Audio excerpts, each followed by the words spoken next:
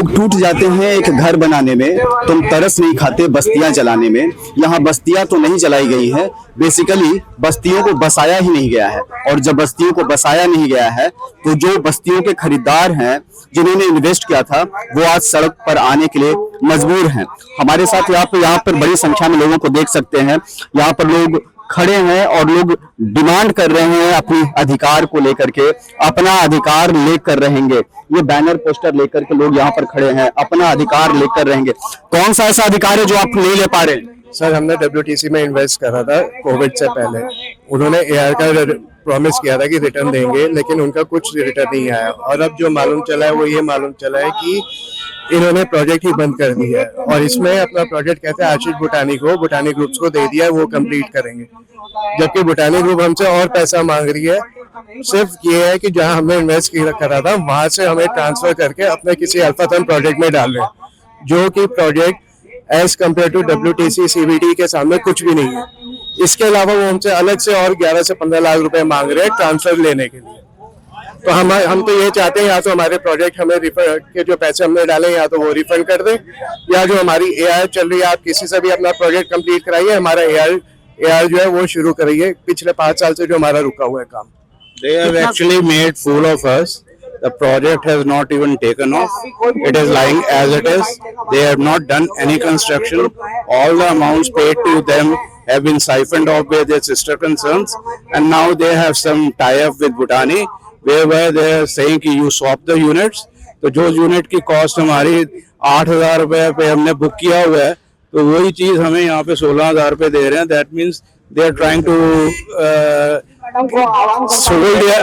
sold their inventory at our cost. कितना समय पहले आप लोगों ने इन्वेस्ट किया था? हमें 3 साल से ज्यादा का हो गया, and we have paid 95% of the cost. 2019 में करा था, and nothing has happened.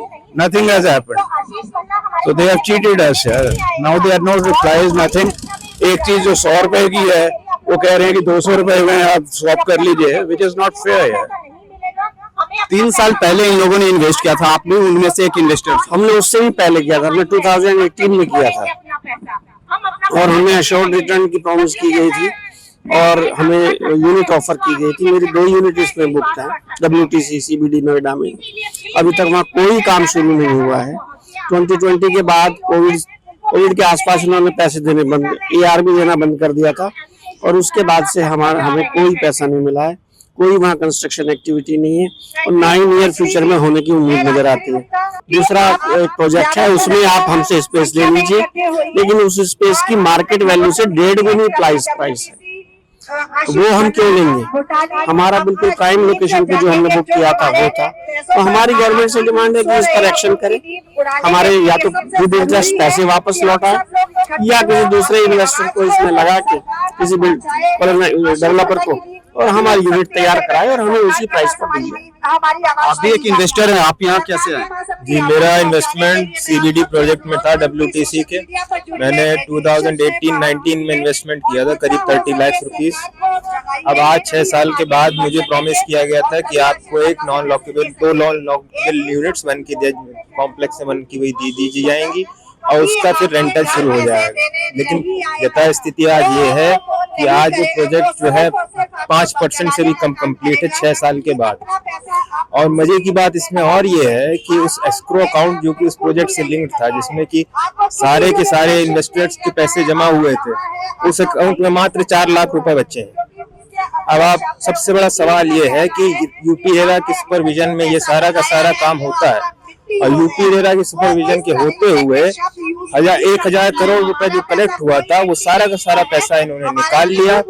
उस प्रोजेक्ट में एक पैसा नहीं लगाया, और 4 लाख रुपए छोड़ के पता नहीं बाकी का पूरा पैसा कहाँ ले गए। अल्फातम में आप दूसरा यूनिट ले लीजिए, और वो यूनिट भी जो दे रहे हैं वो मार्केट वैल्यू जो इस यूनिट की है वो उससे 1.5 गुना कीमत पे दे रहे हैं। मतलब कहीं ना कहीं भूटानी के साथ जो उन्होंने टाई अप कर लिया है, भूटानी के जो यूनिट्स नहीं बिक रही हैं, उसको यूनिट को या CBD के इन्वेस्टर को टिकाएंगे और उसमें भी अपना प्रॉफिट बनाएंगे। तो अब आप ये समझ लीजिए कि किस हद तक धांधली है, और इस धांधली का कारण ये है कि UP-RERA ने जो है सुपरविजन सही तरीके से किया नहीं। और आज जब हम UP-RERA के पास जाते हैं तो जो जजमेंट उनको 90 दिन में देना लीगल मैंडेट है, उस जजमेंट की नेक्स्ट डेट देने में 6-6 महीने की डेट दे रहे हैं। अब इससे हम क्या नतीजा निकाल लें? यूपी दे रहा हो, चाहे वो WTC हो, चाहे भूटानी हो, सब हमको लगता है एक साथ मिल के जो है इन्वेस्टर्स को शोषण करने में और उनके पैसे लूटने में जो है लगे हुए।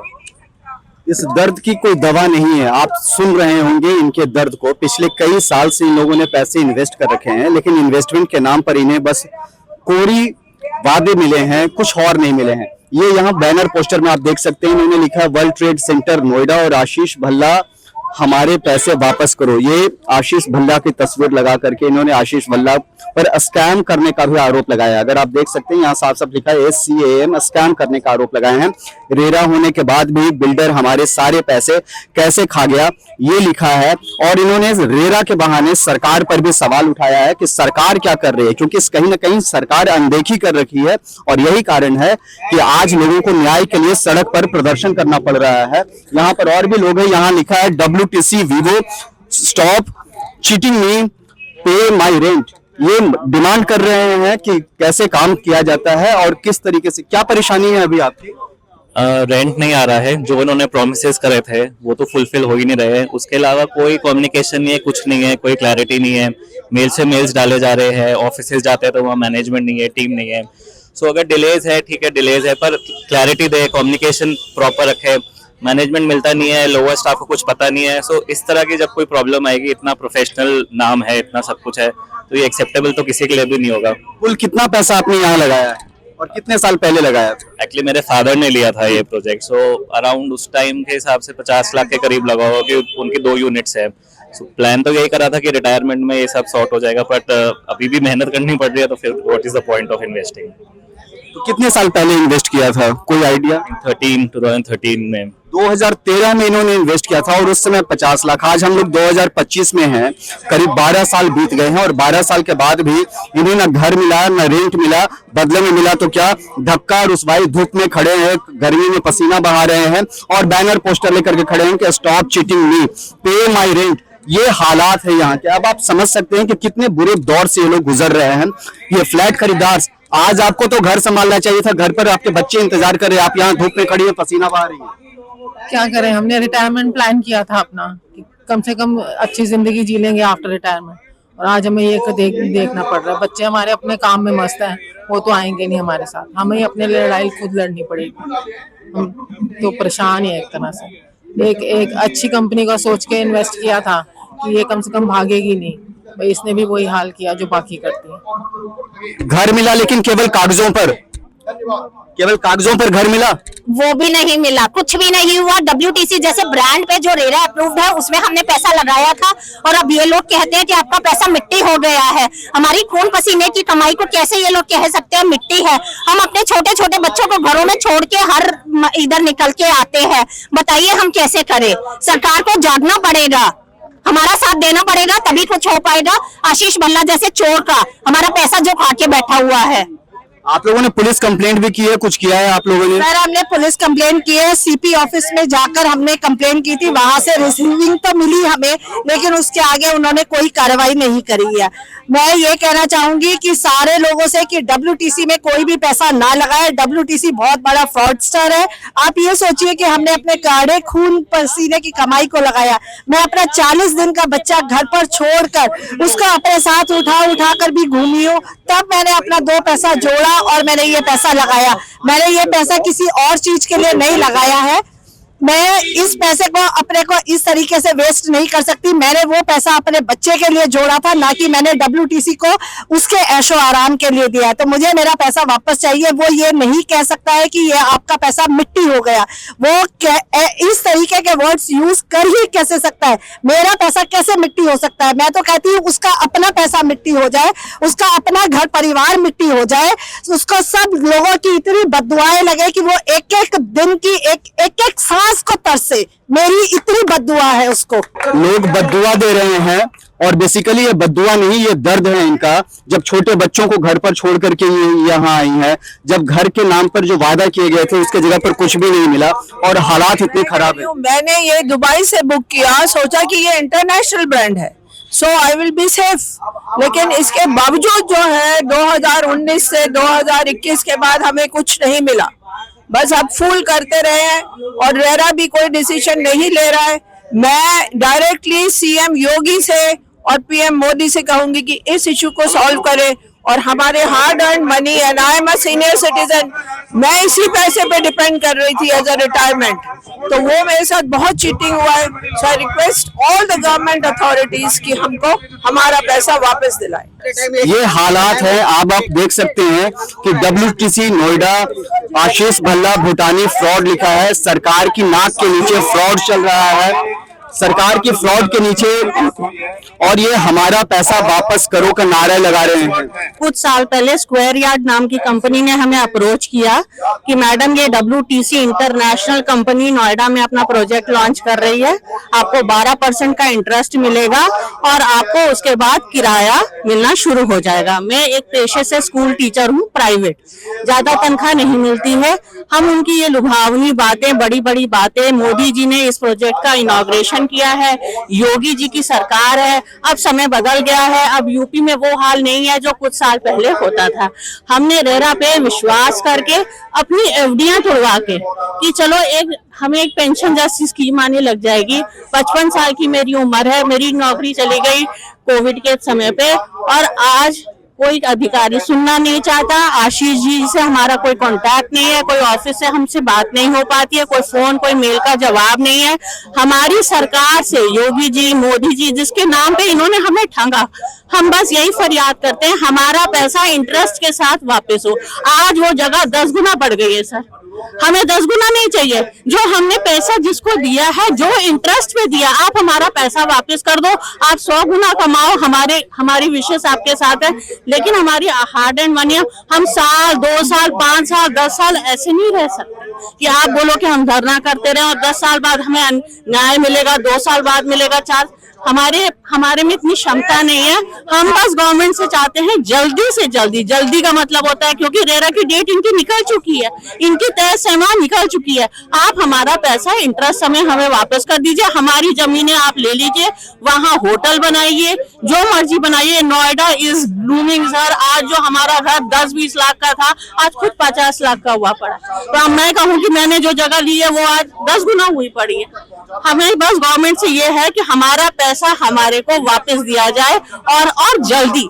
ये justice denied is justice denied. ये परेशानी है उस आम खरीदार की जो चाहता तो है कि उसका भविष्य सुरक्षित हो, लेकिन भविष्य सुरक्षित कहाँ है? धूप में पसीने बहा करके लोग प्रोटेस्ट करने के लिए मजबूर हैं। कुछ सीनियर सिटीजन्स भी दिखाई दे रहे हैं, आपने पूरा पोस्टर ले रखा है। जी, जो इन्होंने कहा है मैं उसी को आगे सपोर्ट करूंगा कि हमें हमारा पैसा वापस चाहिए। आशीष भल्ला जी चाहे जैसा मर्जी, जो मर्जी करे, अगर वो जेल जाते हैं तो भी हमें क्या फर्क पड़ेगा।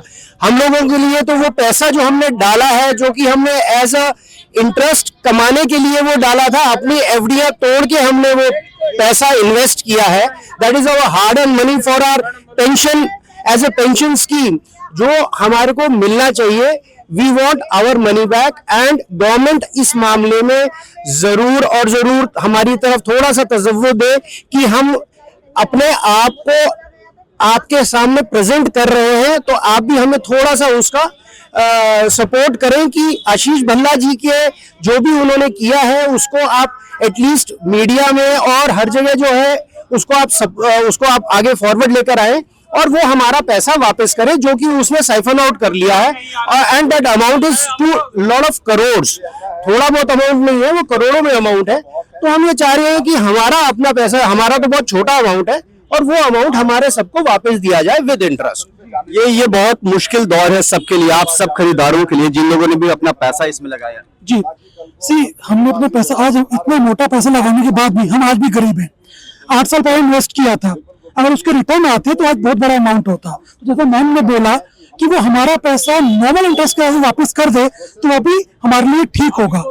तो आज की डेट में वहाँ पे कोई कंस्ट्रक्शन नहीं हुआ, कोई डिलीवरी नहीं हुई। जो हमें सपने दिखाए गए थे इतने बड़े ब्रांड से, ये बड़ा ब्रांड बोर्ड वार में फेमस है, तो उस बड़े ब्रांड को दिखा के जो सपने दिखाए गए थे उसमें कुछ भी नहीं हुआ, इवन वहाँ पे नींव भी नहीं रखी गई है। तो हम ये रिक्वेस्ट करते हैं कि हमारी हार्ड अर्न मनी है वो हमें वापस दे दे, ताकि हम उसको आज की डेट में कहीं और इन्वेस्ट कर सके और अपना भविष्य सिक्योर कर सके। भविष्य की सुरक्षा के लिए पैसे जमा किए और भविष्य कैसा है इनका वो अभी इन तस्वीरों से आप समझ सकते हैं, सड़क पर खड़े हैं, धूप है, इतनी तेज धूप है, गर्मी है, पसीना बहा रहे हैं, मजबूर हैं इस बात के लिए कि अपनी आवाज हम कैसे सरकार तक पहुंचाएं। और ये सरकार है जो सुनने का नाम नहीं ले रही है। लोग परेशान हैं, हैरान हैं और सबकी संवेदनाएं इस बात की तरफ है कि उनको उनका हक मिले, जो उन्होंने लाखों रुपए जो इन्वेस्ट किए हैं। एक व्यक्ति जो मर्सिडीज से जाता है, बड़ी बड़ी गाड़ियों से जाता है और इनके नाम पर इनको ठगी करता है। ये साफ साफ कह रहे हैं कि स्टॉप चीटिंग मी, पे माई रेंट। जो वादा किया गया था वो वादा इनको पूरा नहीं किया गया और यही कारण है कि आज ये सड़क पर बैठे हैं। उम्मीद है कि हमारी तरफ से सरकार तक इनकी आवाज पहुंचेगी, प्रशासन तक इनकी आवाज पहुंचेगी और उनको उनका हक मिलेगा जिसके ये हकदार हैं। आप देख रहे हैं ONOG न्यूज, सत्यमेव जयते, क्योंकि यहाँ सत्य की बात होती है, यहाँ अधिकार की बात होती है। धन्यवाद।